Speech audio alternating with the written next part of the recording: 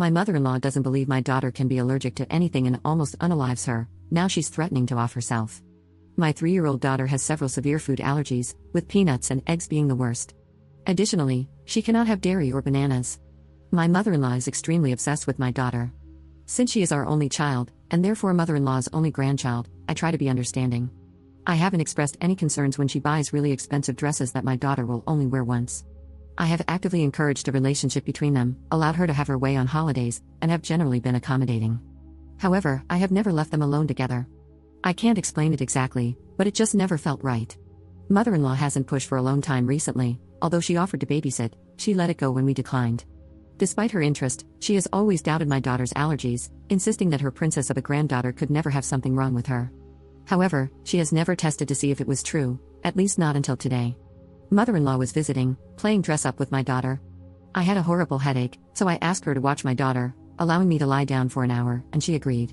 However, 20 minutes later, I was abruptly awakened by her shrieking, and she was screaming that something was wrong with my baby. I rushed to my daughter's room to find her gasping for breath, her lips turning blue. I screamed at mother-in-law to call 911 and used an EpiPen on my daughter. After administering the EpiPen, my daughter managed to take a deep breath, but I noticed that she smelled like banana. The paramedics arrived promptly, initiated an IV, and administered medication to help my daughter breathe. I informed one of the paramedics that my mother-in-law had fed my daughter something, and he discovered part of a cookie on the floor. After confronting mother-in-law, she confessed to giving my daughter a peanut butter banana cookie, claiming she didn't know it would harm her. I texted my husband and rode to the hospital with our daughter. They admitted her for observation, and my husband met us there. His mother called him, wailing about how she was just trying to show us that nothing is wrong with our daughter. According to her, we're too paranoid and have such odd ideas about our daughter's health, because, get this, we eat healthy, our daughter has received all the vaccines she can have, and we use sunblock. That woman admitted that she's been making allergen-laced cookies for more than a year. She bakes a huge batch and freezes them, putting one in her purse every time she sees our daughter, just in case she gets a chance to slip it to her. I can't even wrap my head around this. Our daughter is asking when mother-in-law is going to come see her. She wants to show grandma her pretty bracelet, the hospital band with stickers on it. I'm so devastated right now. I never suspected mother-in-law would do something like this. The hospital has already reported it to the police. A detective is going to come tomorrow to take statements and discuss the next steps. Update 1. So, the detective just left. He's got copies of everything mother-in-law texted my husband, plus 11 voicemails she left me last night. Several of them were just her screaming that she's going to off herself because she can't live without her baby. The detective doesn't know what's going to happen because he's never seen this before, but for right now, they're going to take her into custody due to the threats of unalive, and the district attorney will have to look at the case next week. Our daughter is doing great, as they've sent a counselor to work with her for a bit, and we're going to continue with that while we navigate the next couple of weeks. She keeps asking when she'll get to see mother-in-law, and the counselor suggested telling our daughter, "Grandma made you very sick on purpose, so she's in timeout and can't see you," so we've just been repeating that. My husband's family is pretty split on the matter.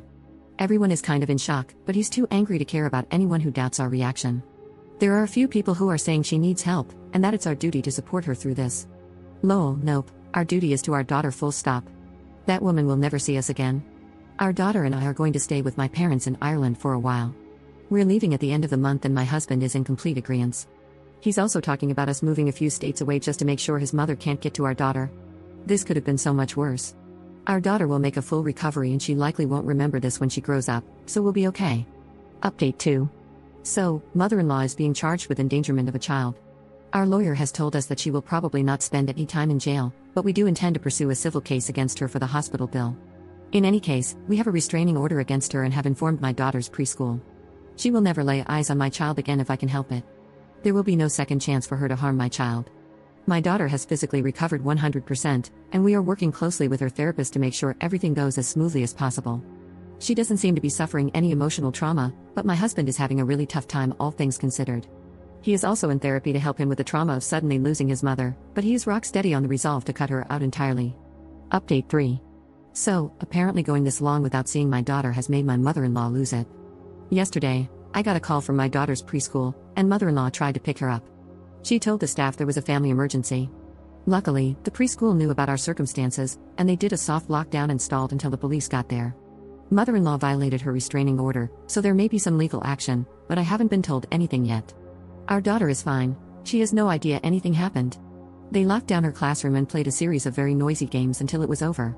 We're moving several states away in June and not telling mother-in-law. Hopefully she'll figure out we're gone after it's too late to bother us anymore. Update 4. So my crazy, allergen giving monster of a mother-in-law somehow found out the day we were moving and showed up at our house. She parked behind the moving truck and said she wouldn't budge until we agreed to talk things out. The police were called and she was arrested for violating a restraining order, which I'm told could result in as much as 1 year in jail. But I believe she has to go to court first. Her car was towed, the movers finished up, and now we're all safely in a new state. All 4 of us, because we recently found out we'll be adding a new little one to our family in January, and mother-in-law has no idea. As for school, we're really fortunate that we can manage a nice private school with excellent security in the new state. I've had to go back to work part-time to cover the cost, but the peace of mind is worth it. My daughter and husband are going to continue therapy. Hubby is going to go to grief counseling because he feels as though his mother suddenly passed away. He is very adamant that she never sees our children, but losing his mother has been very difficult for him. If, heaven forbid, he were to waver on that, my children and I would be on the next flight to Ireland. Oh, and my daughter has started this program at a hospital nearby where she is exposed to her allergens in tiny but incremental doses. So far, it's going well. Thank you all for your support and advice during this ordeal. Update 5. So, hubby works for a large company with offices in multiple states. We told the new location not to release any info about my husband, as in don't confirm that he works there, nothing, but monster-in-law called the old location and played the forgetful old lady card, managing to get the number of the new location hubby transferred to. She then proceeded to call the new location. The receptionist didn't get the memo, apparently, and gave her hubby's extension. As soon as he picked up, he was treated to ear-piercing wailing. Not talking or crying, just full-on banshee wails. He hung up immediately, but she called again, and again, and again. She left 12 full voicemails of this before his mailbox was full, then she switched back to calling the receptionist and wailing at her. My husband was called into a meeting with HR and had to provide copies of the restraining order, and legal is sending her a letter, with the police in the old town being notified. IT had to set up an entire new extension, and I believe they've blocked her number as well, but it won't stop her. So, monster-in-law knows where we moved, but at least we already have security cameras, I guess. I feel like she's already ruined the new town.